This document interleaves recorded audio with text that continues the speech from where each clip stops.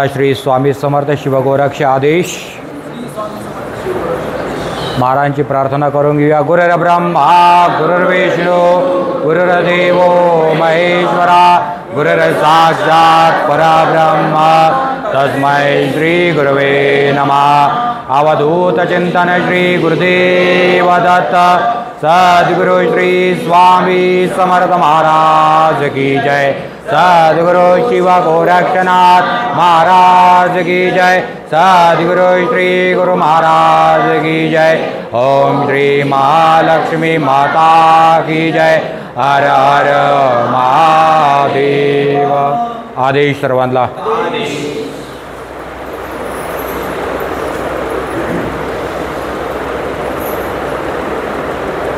आपण थोडंसं स्वामी महाराजांच्या काळामध्ये जाऊया।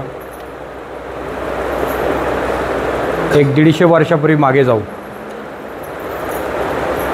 बघा, स्वामी समर्थ महाराज असताना जावा, लवकर जावा, पटकन जावा, मध्ये असं प्रबोधामध्ये उठायचं नाही।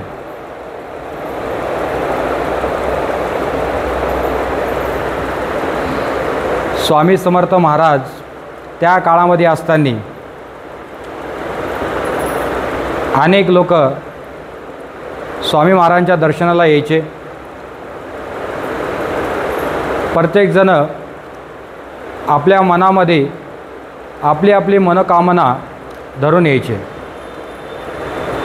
त्यावेळेस स्वामी समर्थ महाराज अनेकांना त्यांच्या श्रद्धेनुसार प्रश्नाची उत्तरं द्यायचे। काही लोक स्वामी महाराजांची परीक्षा पाहायला पण यायचे। हे ज्याची पात्रता नाही आहे, ज्याची योग्यता नाही आहे, कुठे अंगावर थोडीफार भगवी कपनी घातली तर स्वतःला योगी समजू लागतात काही लोक। आणि त्या काळामध्ये असेच काही लोक असायचे भोंदू, तर ते स्वामी महाराजांची परीक्षा पाहायला यायचे। पण त्यांना स्वामी महाराज कोण आहेत हे त्यांना माहीत नसायचं।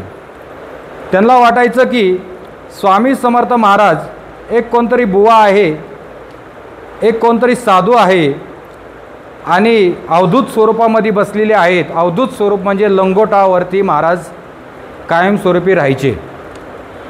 आणि महाराज त्यावेळेस आपल्या लीलांमध्ये मग्न असायचे, कारण की स्वामी महाराजांचे अनेक भक्त असायचे आणि ते स्वामी समर्थांशिवाय कोणालाही मानत नसायचे। आणि त्यावेळेस एखादा भक्त जर संकटात पडला, कुठलंही त्याच्या अंगावर विघ्न आलं, तर स्वामी महाराज सूक्ष्म रूपामध्ये त्याच्याकडे जायचे आणि त्याचं ते काम करायचे। आणि महाराज तर जागेवरच आहेत, महाराज तर वटवृक्षाच्या जवळच बसलेले आहेत। अनेक भक्तांना अनेक साधू असायचे, महाराजांच्या दर्शनाला यायचे, काही महाराजांची परीक्षा पाहायला यायचे। कारण की सर्वसामान्य बुद्धी, कुठेतरी 4 वेदांचा, कुठेतरी ग्रंथपुराणांचा ज्ञान असलेले पोपटवंशी बाबा असेही त्या काळात होते आणि आत्ताच्याही काळात आहेत, लोकांना फसवत राहतात। आणि त्यावेळेस त्यांना वाटतं कुठेतरी आम्हाला ज्ञान जास्त अवगत आहे, मग या बुवाला आम्ही आमच्या ज्ञानाच्या ताब्यामध्ये घेऊ, असं त्यांचा गैरसमज होता। पण असेच काही घटना स्वामी महाराज त्यावेळेस लीला करू दाखवायचे। पण लीला म्हणजे आपण एक चमत्कार असं बोलूया, लीला म्हणजे चमत्कार आणि चमत्कार म्हणजे लीलाच, पण आपण लीला हा शब्द वापरूया। आणि त्यावेळेस महाराज अशा काही घटना करायचे, तर कोणाचा एखादा जर महाराजांना प्रश्न करायला आला तर त्याचा आवाजच जायचा। तर एखादा जर ऊर ताणून जर महाराजांसमोर उभा राहिला तर बोलतात ना, तर त्याचा अचानकच खेकड्यासारखी अवस्था व्हायची। म्हणजे फुटबॉल कसा असा हवा गेल्यावर होतो, त्या पद्धतीने त्याची अवस्था व्हायची। कारण की महाराजांना तंत्रमंत्र करायची गरज लागायची नाही, कारण की ते मूळ ब्रह्म मानले गेलेले आहेत। त्यांनी पाहिलं तरी तुमचा जसा भाव आहे त्या पद्धतीने स्वामी महाराजांचा अनुभव यायचा। त्या काळामध्ये अशीच एक घटना घडलेली। एक शेतकरी व्यक्ती होता, त्याच्या बागेमध्ये छान केळी त्यांनी लावलेली आणि 2-4 केळीचे जे काही घड असतात ते घेऊन महाराजांना नैवेद्य दाखवण्यासाठी घेऊन चाललेला तो. पण असं काय झालं तर एक असा गलिच्छ माणूस, अंगानी मळकट, फाटलेले कपडे धुळीनी भरलेला असा व्यक्ती त्या व्यक्तीच्या समोर आला आणि तो बोला, व एखादी 2 केळी मला जर खायला दिली तर खूप बरं होईल, मला खूप भूक लागलेली आहे. पण त्या शेतकऱ्याने काय म्हटलं, नाही, पहिलं माझ्या स्वामींना नैवेद्य दाखवू, मग तुला नैवेद्य देऊ. भाई काय असेल तुला केळी, त्यावेळेस ये, तिकडे ये, तू पुढे थोडा अक्कलकोट आहे तिथे ये चालत, मी एवढ्या लांबून आलो आहे, महाराजांसाठी एवढी पिकलेली केळी मी आणली आहे आणि तुला कशाला देऊ. म्हणजे एखाद्याला जर मानवतामध्ये जर देव दिसत नाही त्याला भगवंत कसा समजायचा, समजेल का भगवंत त्याला? नाही. पण त्याचा भाव महाराजांजवळ होता, पण महाराजांच्या मनात काय भलतं होतं त्याला काय माहिती बिचाऱ्याला. पण महाराज पण अशा पद्धतीने परीक्षा पाहतात तर तुमच्या आमच्या बुद्धीच्या पलीकडे असते ती. आणि त्यावेळेस स्वामी महाराजांनी त्याची काय परीक्षाच पाहिली असंच समजूया तुम्ही आम्ही. आणि त्यावेळेस तो व्यक्ती, तो शेतकरी स्वामींजवळ गेला आणि महाराजांना म्हणाला, स्वामी महाराज हे नैवेद्य स्वीकारा. महाराजांनी त्या केळीला लाथ घातली त्याच्या सकट, ती केळी उडून लावली, कारण महाराजांचा स्वभाव खूप कडक आणि तापट असायचा. स्वामी महाराज या कलियुगामध्ये असे एक देवता आहे, असा एक भगवंत आहे, ते ह्या जगामध्ये असा भगवंत, असा ईश्वर तुम्हाला कुठेच बघायला मिळणार नाही. कारण की हाच देव असा आहे, तो स्वतः त्यांच्या भक्तांना, स्वतः महाराज म्हणायचे, मी स्वतः समर्थ आहे माझ्या भक्तांसाठी, या कुठल्या देवाचा आधार घ्यायचे कधीही असं झालेलं नाही आहे. कारण की महाराज हे मूळ ब्रह्म होते, साक्षात दत्तात्रय भगवान, 3 श्रेय 6 हात, हे महाराजांचं स्वरूप होतं. ज्या पद्धतीने तुम्ही स्वामी समर्थांना पाहायचे त्याच पद्धतीने स्वामी समर्थ महाराज तुम्हाला दर्शन द्यायचे. मग अशा पद्धतीने महाराजांनी त्याची जी केळी त्यांनी कष्टाची होती बिचारायची ती महाराजांनी स्वीकारली नाही. कारण की महाराज म्हणाले, अरे तू माझ्यासाठी नैवेद्य घेऊन येत होता आणि मी तुझ्या मागं धावत होतो भिकाऱ्याचं रूप घेऊन, तिथं तुला केळी देता आली नाही आणि इथं मला माझ्या देहामध्ये मी बसलोय, तुला एक सुंदर देह दिसतोय, तेजस्वी देह दिसतोय, त्या देहाला भुलून तू मला नैवेद्य दाखवायला आलास आणि तुझ्या मागं मी भिकारी म्हणून धावत होतो, तिथे तुला केळी देता आली नाही. अरे कसला तू माझा भक्त. म्हणजे त्या भिकाऱ्याच्या स्वरूपात स्वामी महाराज होते. कोण होते? पण स्वामी महाराज कुठल्या परिस्थितीत कशी परीक्षा बघतील सांगू शकत नाही. मग स्वामी महाराजांनी अशी परीक्षा घेतली, त्या डोळ्यात अश्रू आले, महाराज क्षमा करा, तुमचा भक्त आहे, अज्ञानी आहे, ज्ञान नाही, हीनबुद्धी आहे, मूढमती आहे, महाराज क्षमा करा, क्षमा करा, अशी महाराजांना प्रार्थना केलेला असला. बघा स्वामी महाराज हे दयावंत आहे, दयाघन आहे. महाराज हसले आणि तिथं क्षमा करून टाकलं. मग महाराज पण अशी परीक्षा बघतात. मग काही लोक काय बोलतात, आमची अतिभक्ती आहे, आमच्यासारखा भक्त या जगात कोणी होऊ शकत नाही. बघा असं कोणीही बोलू नये, आमच्यासारखी कोणीही देवपूजा करू शकत नाही, आम्ही साधू संतांचा एवढा आदर करतो, इतका सन्मान करतो, आमची एवढी परमनाथांची भक्ती आहे, आमची परम एवढी स्वामी समर्थांची भक्ती आहे, आमची एवढी परम विठ्ठलाची भक्ती आहे, आम्ही इतकं सुंदर कीर्तन करतो. कधी श्रीकृष्ण भगवान कुत्र्याच्या रूपात उभे राहतील गॅरंटी नाही. विठ्ठलाला पण चकवा, नामदेव महाराजांना पण चकवा दिला का नाही? पण सांगायचं कारण काय आहे, भगवंत तुमच्या भक्तीला भुलत नाही. तुमचा अंतर्भाव किती महत्त्वाचा आहे, तुमचं प्रेम भगवंतावर किती आहे हे खूप महत्त्वाचं आहे. हे तिथं स्वामी महाराजांनी दाखवून दिलेलं आहे. हे सर्वांनी लक्षात ठेवायचं. इथे लक्षात मी काय बोलतोय का डोक्यावरून जाते? हां, म्हणजे अशा काय घटना असतात. मग त्यावेळेस महाराजांनी त्याला तो भाव दाखवला. बघ, एखादा व्यक्ती जर भुकेला असेल आणि जर तू देवाला काही नैवेद्य असू दे या कुठलंही अन्न असू दे तू घेऊन जात असेल या इतर कोणी घेऊन जात असेल, तर एखादा उपाशी व्यक्ती मिळाला, त्याने जर तुमच्याकडे अन्न मागितलं तर देवाच्या अगोदर त्याला द्या. त्याला खरी भक्ती आणि त्याला खरी देवपूजा अशी म्हटली गेलेली आहे. आलं का लक्षामध्ये? हे स्वामी महाराजांनी त्यावेळेस हे तत्त्व दाखवलेले तुम्हा आम्हाला. आणि स्वामी महाराजांमुळे, स्वामी महाराज हे दत्तात्रय भगवान साक्षात शिव आहेत, त्यांनीच हा नाथ संप्रदाय हा उभा केलेला आहे. पण आताच्या लोकांच्या बुद्धीत ते शिरत नाही. स्वतःलाच नाथ समजायला लागलेले लोक आहेत. भगवी कपनी घातली, गळ्यात शैली घातली, कुठेतरी नाथांचा बाणा घालतात, सोंग आणतात आणि नाथांची विटंबना करतात. अहो भक्त म्हणून जगा. माझं प्रत्येकाला एक मत आहे, भक्त म्हणून जगा, नाथ बनायला जाऊ नका, नाही तर प्रारब्ध एवढं तीव्र पद्धतीने तीव्रतेने तुम्हाला भोगावं लागेल याचा विचारही करू शकत नाही. येते लक्षामध्ये. म्हणून मी प्रत्येकाला तेच सांगत आलेलं आहे, भक्त एक दास म्हणून जगा, एक सेवक म्हणून जगा, तरच तो ईश्वर तुम्हाला प्राप्त होईल, अन्यथा होणार नाही. ज्यावेळेस आम्ही महाराज बनायला जाऊ त्यावेळेस शून्य म्हणून जगाल. हे 100% काळ्या दगडाची पांढरे घे. आपल्या संतांनी पण हे सांगितलेलं आहे, माझ्या गुरूंनी तर सांगितलेलंच आहे. स्वामी महाराज तर त्यावेळेस सांगतच असायचे. त्यावेळेस महाराज उपदेश द्यायचे, महाराज संकेत द्यायचे. बघा मी तुम्हाला थोडक्यात उडते प्रश्नांची उत्तरं देतोय, म्हणजे जे काय आहे, कारण की आपल्याला जास्त मोठा सत्संग करता येणार नाही. मग अर्ध्या तासात जेवढा होईल त्या पद्धतीने करूया. आणि त्यावेळेस महाराज इंग्रजांचं राज्य असताना त्यावेळेस इंग्रजांनी आपल्या हिंदूंवर खूप अत्याचार केला. त्यावेळेस हे महाराज संकेत द्यायचे. त्यावेळेस महाराज तोफेत स्वतःची मान घालून बसायचे. हे महाराज सांगायचे, अरे आज इंग्रज तुमच्यावरती हल्ला करणार आहे तर सावधान राहा. पण महाराजांचे संकेत लोकांना कळायचे नाही, भक्तांना कळायचे नाही. जे मुख्य सेवेकरी असायचे स्वामी समर्थांचे त्यांनाच काही संकेत कळायचे स्वामी महाराजांचे. पण त्यावेळेस ती वेळ निघून जायची. त्यावेळेस महाराजांना खूप दुःख व्हायचं. महाराजांच्या डोळ्यातनं अश्रू यायचे. महाराजांचं एक सांगणं होतं, तोंड दाबून बुक्यांचा मार सहन करू नका. पण त्यावेळेस कशा असायची, लोक घाबरायची. काही हिंदू पण आपले फितूर असायचे, इंग्रजांना सामील असायचे आणि आपलीच लोक इंग्रजांना टिप द्यायचे आपल्या लोकांबद्दल. त्याच्यामुळं आपला हिंदू सनातन धर्म एकत्र येऊ शकला नाही आणि अजून पण एकत्र येत नाही नीट. आणि त्याच्यामुळे काही लोकांनी, काही बोंधूबाबांनी पण, आणि जे इतर पंथातली लोक आहेत, इतर धर्मातली लोक आहेत, तेही आपल्या हिंदू सनातन धर्माचा मजाक करतायत, खिल्ली उडवतायत, काही भोंदू साधूंमुळे. अशीही काही लोक आहेत. मी अशा साधूंना सोडत नाही, लक्षात ठेवा. मी खूप झापतो, मी ठेवत नाही.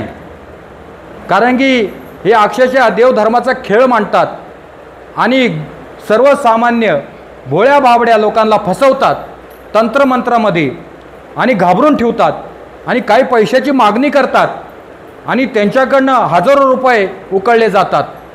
काही लोकांना अनुभव असेल याच्यामध्ये, काही लोकांना नसेलही.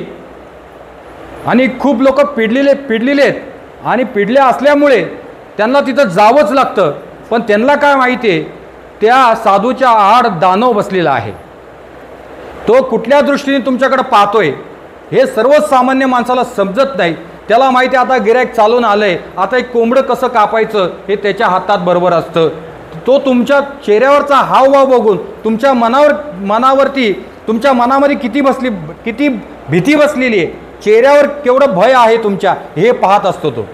आणि काहीतरी तुम्ही बोलतात, बाबा असं झालं, माझ्यावर कोणीतरी करणी केली, माझ्यावर कोणीतरी असं केलं, माझ्यावर कोणीतरी तसं केलं, अशा पद्धतीने अशी काही लोक, म्हणजे समोरचाच व्यक्ती सांगतो आणि तो फायदा घेतो आणि त्याच्यामध्ये अशी लोक मग पैशाची मागणी करतात. आणि पैशाची मागणी झाल्यावरती तो सर्वसामान्य व्यक्ती कसं काय ते पैसे आणणार आणि कसं काय तुम्हाला पैसे देणार अशा भोंदूबाबांना. माझं एक सांगणं आहे, अशा भोंदूबाबांना फसू नका आणि त्यांच्यापासून सावधान राहा. आणि जे रस्त्यावर भटकणारे भोंदू असतात त्यांच्यापासून सावधान राहा.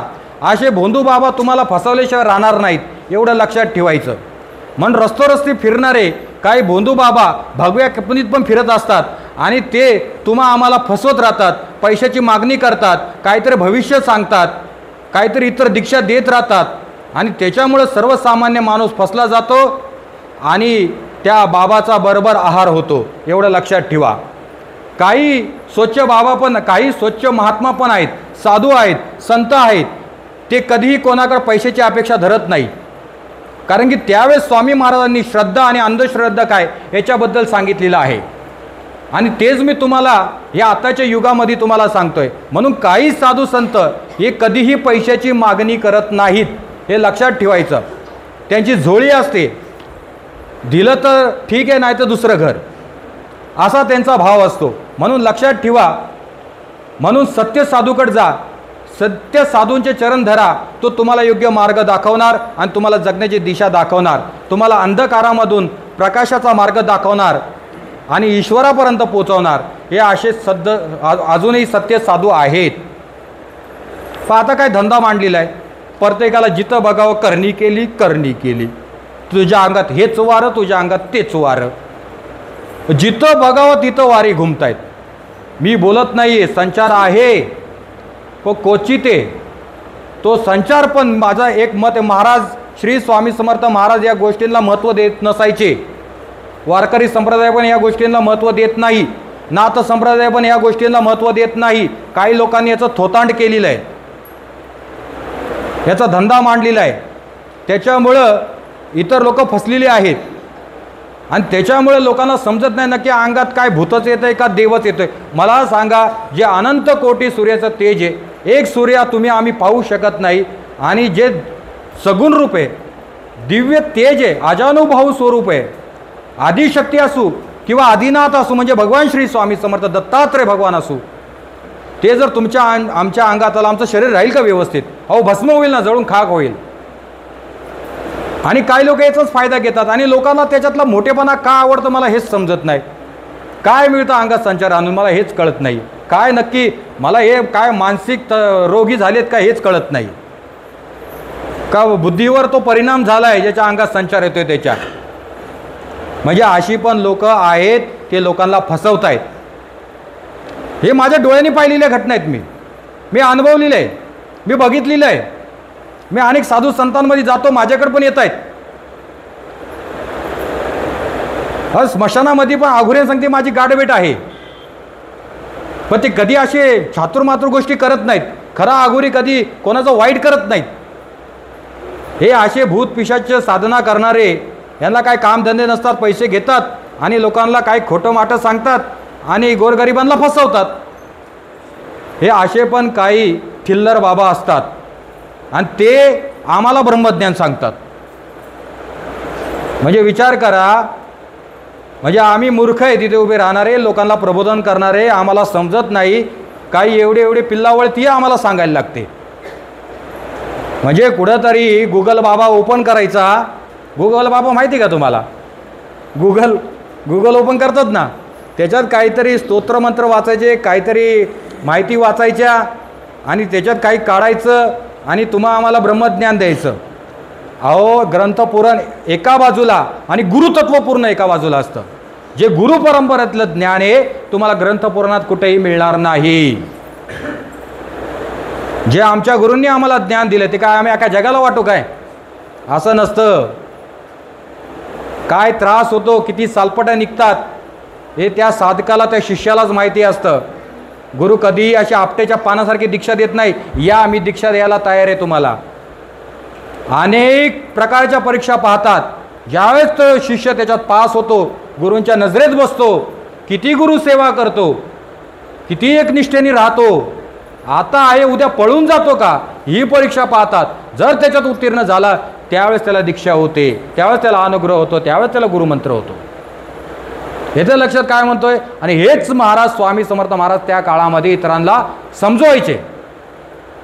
पण लोकांच्या बुद्धीतच शिरत नाही. लोकांना तांत्रिक मांत्रिकच लागतंय. देव नको आहे त्यांना. आता बाबा देव झालाय त्यांच्यासाठी, बाबा. पण त्यांना ईश्वर नको. मी कधी बोललो का माझ्या पाया पडा तुम्ही? कधीच बोलणार नाही. आणि मला आवडत पण नाही माझ्या पाया पडलेलं. आणि मला बाबाही बोललेलं आवडत नाही. ते बगड बंगाली त्यांच्या घरी. आम्ही स्वामींचे दास आहोत म्हणून आम्हाला या गोष्टी आवडणार नाही आणि बोललेलं पण आवडणार नाही. हे अशा काही गोष्टी असतात. पण तुम्हाला योग्य पद्धतीने मार्ग मिळाला जाईल, ते पण सेवेतून, तंत्रमंत्रातून नाही. हा नाथ संप्रदाय असला तरी तंत्रमंत्र काढून टाकलेत आम्ही फक्त उपासना, सेवा करा आणि ईश्वराची प्राप्ती करा. तुमच्या जीवनात काही संकट असू दे, स्वामी महाराज आहेत, त्यांचं चिंतन करा. चिंता करणार तुमची ते, एवढं लक्षात ठेवा. पण पूर्ण अनन्य भाव पाहिजे तुमचा, शरण पाहिजे, त्यांची सेवा पाहिजे, तर तुमच्या काही गोष्टींमध्ये घडामोडी घडतील, अन्यथा नाही. पण त्यावेळेस स्वामी महाराज असे काही लीला चमत्कार करायचे, लोकांना अनुभव द्यायचे, समोर समोर जसा भाव त्या पद्धतीने महाराज उभे राहायचे. काही लोकांना महाराजांनी अनेक पद्धतीने दर्शन दिलेलं आहे. जो दत्त महाराजांचा भक्त आहे त्याप्रमाणे महाराज 3 शिरे 6 हात अशा रूपात उभे राहायचे. जो गोरक्षनाथ महाराजांचा भक्त आहे तर गोरक्षनाथ रूपात महाराज दर्शन द्यायचे. जो महाविष्णूचा भक्त आहे तर महाविष्णू रूपात महाराज दर्शन द्यायचे. जो महालक्ष्मीचा भक्त आहे तर महाराज महालक्ष्मीच्या स्वरूपात उभे राहायचे. म्हणजे इतर कुठलीही देवता असू द्या, हनुमंत असू द्या, शिव असू द्या, अनेक देवता, त्याप्रमाणे जशी तुमची दृष्टी त्याप्रमाणे महाराज उभे राहायचे. म्हणून मी प्रत्येकाला सांगतो, अनेक देवता फिरण्यापेक्षा स्वामी चरणाशी निगडीत राहा, एक निष्ठेने सेवा करा. महाराज सदैव तळ हातासारखे तुम्हाला पोचतील. हा महाराजांचा शब्द आहे. महाराज म्हणलेलेच आहेत, अनन्य हा चिंतयंतो मामे जनापरी उपासते. महाराज म्हटलेलेच आहेत. का म्हटलेले आहेत? अहो, जो ईश्वर आहे तोच म्हणू शकतो. हे इतरांची कामं नाही आहेत ही. म्हणून प्रत्येकाला माझं तेच सांगणं आहे, बघा महाराज आहेत, चालता बोलता देव आहे. स्वामी समर्थ महाराज म्हटलेलेच आहेत, हम गया नहीं जिंदा है. काय म्हटले स्वामी? हम गया नहीं जिंदा है. पण हे लोकांच्या डोक्यातच बसत नाही. किती लोक अंधश्रद्धेच्या आहारी जातात हाही विचार करू शकत नाही. मी पाहतोय, बघतोय. म्हणजे थोडी तरी भांडणं झाली का घरामध्ये, त्यांना काय वाटतं कोणतरी जादूटोणा केला. नवरा बायकोची भांडणं झाली तरी जादूटोणा केला. एखाद्या त्यांच्या मुलाची नोकरी गेली तरी जादूटोणा केला. पाय मोडला तरी जादूटोणा केला. एखादं घुबड घरावर बसलं तरी जादूटोणा केला. कावळा बसला तरी जादूटोणा केला. अरे काय करावं या समाजाच्या बुद्धीला, मला हेच समजत नाही. कधी अंधश्रद्धेच्या बाहेर पडाल? हे असं काही नसतं. मी काय बोले, एखादा टक्का. आता तसे बाबा पण राहिले नाही. आचरण शुद्ध असावं लागतं. त्या जुन्या काळामध्ये अशा घटना घडायच्या. आता कोण सामर्थ्यवान राहिले? या कलियुगामध्ये साधं नाम होत नाही हो. तर साधना कधी करायचं? 1 तास बसवत नाही माणसाला, आणि तो 8-8 तास बसणार जागेवर, 12-12 तास बसणार जागेवरती. एवढं त्याचं मन एकाग्रत होते, एवढी त्याची बुद्धी एकदम तल्लीन होते भक्तीमध्ये. कधी होणार आहे का? नाही, शक्यच नाही. हे कलियुग आहे. या कलियुगामध्ये नामाला महत्त्व दिलेलं आहे. म्हणून श्री स्वामी समर्थ नाम हे सगळ्यांनी घ्यायचं आहे. येत्या लक्षामध्ये मी काय म्हटलं तुम्हाला? समजले? माझे शब्द समजतात ना सर्वांना? हे स्वामी तत्व आहे. हे स्वामी महाराजांनी आम्हाला त्यावेळेसही शिकवण दिली आणि आजही देत आहेत. आजही इतर साधू संतांच्या मुखातनं महाराज शिकवण देत आहेत. ईश्वर स्वयंभू येऊ शकत नाही, ती शक्ती आपण पाहू शकत नाही. म्हणून त्यांनी त्यांचे अंश म्हणजे त्यांचे चरणाचे दास महाराजांनी या भूतलावरती पाठवलेले आहेत, या मृत्यूलोकात पाठवलेले आहेत. माझ्या भक्तांना योग्य मार्ग दाखवा आणि त्यांना माझ्या चरणाची सेवा कशी करायची हे समजवा. हे महाराजांनी दाखवून दिलेलं आहे. माझं नाम कसं घ्यावं? नाम घ्यायला काय वेगळं काय करावं लागत नाही. कुठल्या गुगलमध्ये पाहायची गरज नाही, या कुठल्या बाबाला विचारायची गरज नाही आहे, कुठल्या ऑनलाईन बाबाला पण विचारायची गरज नाही. आलं लक्षामध्ये? म्हणून माझं प्रत्येकाला एक मत आहे, काही लोक काही गोष्टींमध्ये इतके फसतात तर त्यांना त्याच्या बाहेर पण पडता येत नाही. एकदम सोपं आहे, काही करायची गरज नाही. फक्त श्री स्वामी समर्थ, श्री स्वामी समर्थ, श्री स्वामी समर्थ हे नाम घेत राहा. जो नाथांचा भक्त आहे त्याने ओम शिव गोरक्षनाथाय नमः, ओम शिव हेच शाबरी आहे. वेगळं काय? शाबरी मंत्र कोणला आता अवगत होत आहेत? त्याला किल करून ठेवलेले गोरक्षनाथांनी. सोपं आहे का त्या गोष्टी? नाही तर आतापर्यंत इतके काही झालीम बाबा झाले असते तर तुमचं आमचं जगणं मुश्किल करून टाकलं असतं. एक शब्द तरी एखादा प्रत्युत्तर गेला असता, त्यांनी कुठला मंत्र फुकला असता तर आम्हाला चालून पण दिलं नसतं. म्हणून या गोष्टी सोप्या नाही आहे. आणि जे काही कोणी गायत्री मंत्राचा उच्चार करता, गायत्री मंत्रावरती श्राप आहे बरं का. गायत्री मंत्र असा उच्चार करून बोलला जात नाही, त्याचं अनुष्ठान वेगळं असतं. पण आता काय टेपवर पण लावलं जातं, मोबाईलवर लावले जातात, घरात शांतता राहते. हे सगळा भ्रम आहे. याच्यावर श्राप आहे, याचा काही उपयोग होत नाही. ब्रह्म, विश्वामित्र, वशिष्ठ मुनी यांचा श्राप आहे त्या गायत्री मंत्रावरती. तो गायत्री मंत्र असा होत नाही, त्याचं उत्कलन करावं लागतं. त्यावेळेस हा गायत्री मंत्र तुम्हाला फळला जातो, अन्यथा फळत नाही. काय मुद्रा कराव्या लागतात. मुद्रा नाही जमल्या तुम्हाला, ते जमत पण नाही लोकांना, तर आचमन करा, 3 वेळा आचमन करा आणि त्याच्यानंतरून गायत्री मंत्र घोका. अन्यथा गायत्री मंत्र घोकल्याने आपल्याला बोलतात ना, तो श्रापित असल्यामुळे तो आपल्याला फळत नाही आणि त्याचा आपल्याला बोलतात ते पाप लागलं जातं, असंही काही साधू संतांचं म्हणणं आहे. हे माझं म्हणणं नाही बरं का, साधू संतांचं आहे आणि माझं पण आहे. सांगायचं कारण काय, अशा काही गोष्टी असतात. म्हणून गायत्री मंत्र सोपा नाही आहे. गायत्री मंत्रावर अनेक योगीजन जे योगी आहेत ते तरलेले आहेत आणि आताचे सर्वसामान्य पिढी काय करते, उठसूट गायत्री मंत्राचा जाप करायला लागते. त्याचे नियम माहिती नाही, त्याचं पालन करायचं माहिती नाही, काही येईल मनाला तसं घोकत राहायचं. असं न करता नाही जमलं तरी, गायत्री मातेचं अनुष्ठान नाही जमलं तरी श्री स्वामी समर्थ महाराज हे नाम घ्या. या मंत्रांपेक्षा सगळ्यात श्रेष्ठ नाम, जसं रामनाम श्रेष्ठ आहे तसं स्वामी नाम श्रेष्ठ आहे. म्हणून सगळ्यांनी श्री स्वामी समर्थ नाम घ्यायचं आहे. आतापुरतं सगळ्यांना एवढंच. परत एकदा बोला, गुरुर्ब्रह्मा गुरुर्विष्णू गुरुर्देव महेश्वरा गुरुर साक्षात परब्रह्म तस्मै श्री गुरवे नमः. अवधूत चिंतन श्री गुरुदेव दत्त. सद्गुरु श्री स्वामी समर्थ महाराज की जय. सद्गुरु शिव गोरक्षनाथ महाराज की जय. सद्गुरु श्री गुरु महाराज की जय. ओम श्री महालक्ष्मी माता की जय. हर हर महादेव. सर्वांना आदेश.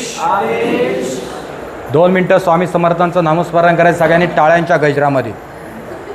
सगळे नाश्ता चहा पाणी करून आलायत, मग जोरात नाम घ्यायचं. हां चला, सर्वांनी सुरुवात करायची. सावधान. महाराज श्री स्वामी समर्थ जय जय. स्वामी समर्थ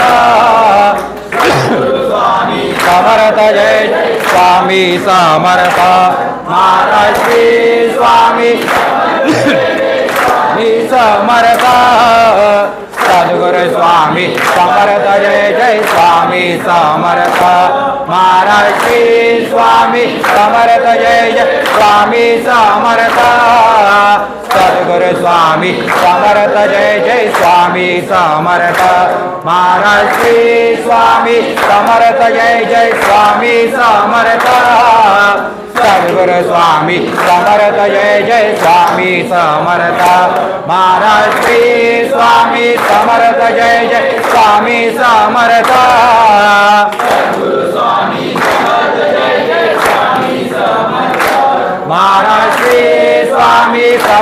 जय जय.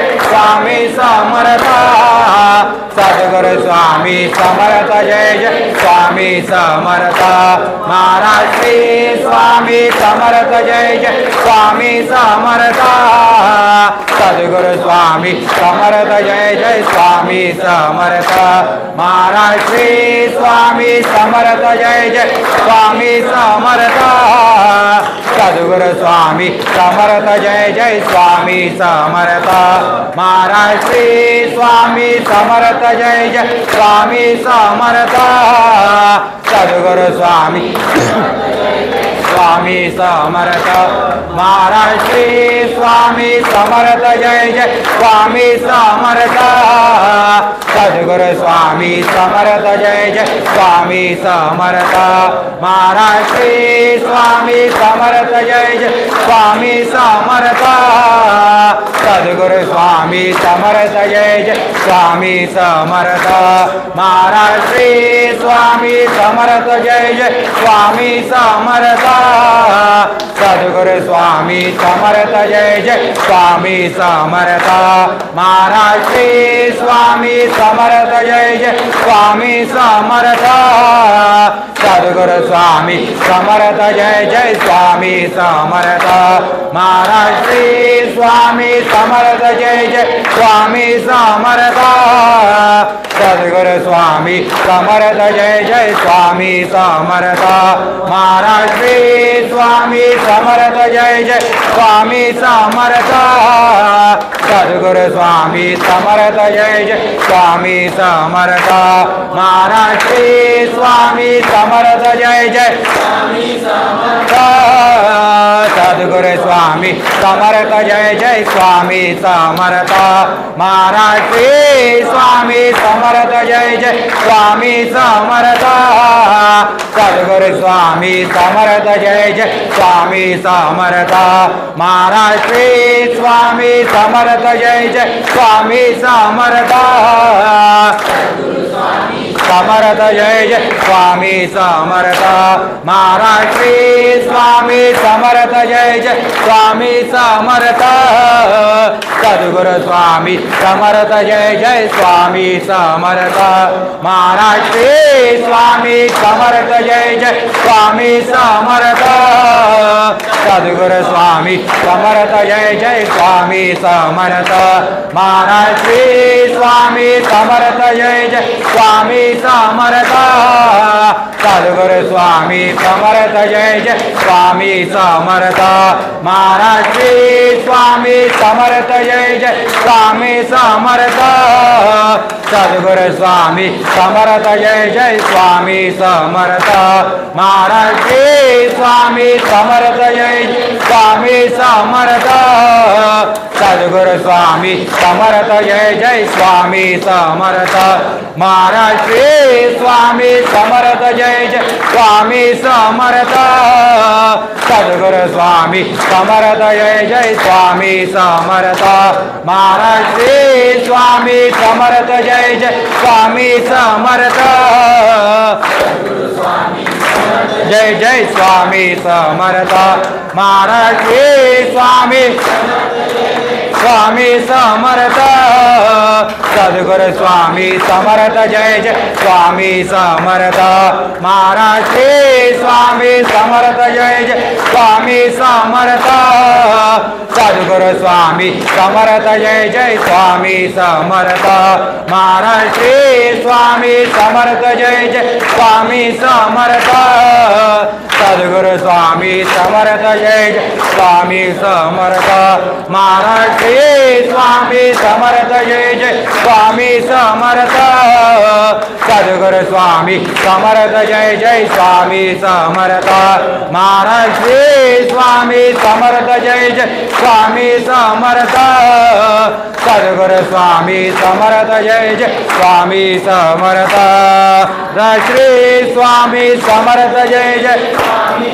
समर्थ सद्गुरु स्वामी समर्थ जय जय स्वामी समर्थ महाराज श्री स्वामी समर्थ जय जय स्वामी समर्थ सद्गुरु स्वामी समर्थ जय जय स्वामी समर्थ अवधूत चिंतन श्री गुरुदेव दत्त सद्गुरु श्री स्वामी समर्थ महाराज की जय सद्गुरु शिवा गोरक्षनाथ महाराज की जय सद्गुरु श्री गुरु महाराज की जय ओम श्री महालक्ष्मी माता की जय हर हर